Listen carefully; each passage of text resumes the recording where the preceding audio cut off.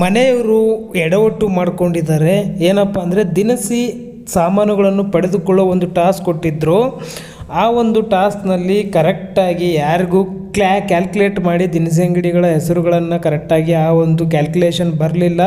ಇಲ್ಲಿ ಕಂಪ್ಲೀಟಾಗಿ ರಾಂಗ್ ಆಗಿ ಹೇಳಿ ತುಂಬ ಕಮ್ಮಿ ದಿನಸಿ ಸಾಮಾನುಗಳನ್ನು ಪಡೆದುಕೊಂಡಿದ್ದಾರೆ. ತುಕಾಲಿ ಸಂತೋಷ್ ವಿನಯ್ ಅವರು ಫುಲ್ ಗರಂ ಆಗಿದ್ದಾರೆ ಅಂತಲೇ ಹೇಳ್ಬೋದು.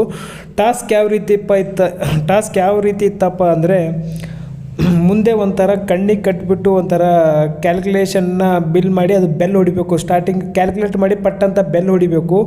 ಬಟ್ ಇಲ್ಲಿ ಕರೆಕ್ಟಾಗಿ ಬೆಲ್ ಹೊಡೆಯೋದಲ್ಲಿ ಬಿಡಿ, ಕರೆಕ್ಟಾಗಿ ಕ್ಯಾಲ್ಕುಲೇಟೇ ಮಾಡಲಿಲ್ಲ. ತಪ್ಪಾಗಿ ಕ್ಯಾಲ್ಕುಲೇಷನ್ ಮಾಡಿದ್ರು, ಆಮೇಲೆ ಬೆಲ್ ಹೊಡೆದ್ರು ಅಂತಲೇ ಹೇಳ್ಬೋದು. ಇಲ್ಲಿ ತುಂಬಾ ರಾಂಗ್ ಆಯಿತು. ಮನೆ ಮಂದಿಗೆಲ್ಲ ಈ ಸರ್ತಿ ದಿನಸಿ ಸಾಮಾನುಗಳು ಸಿಕ್ಕಾಪಟ್ಟೆ ಕಮ್ಮಿ ಸಿಕ್ಕಿದೆ ಅಂತ ಹೇಳ್ಬೋದು.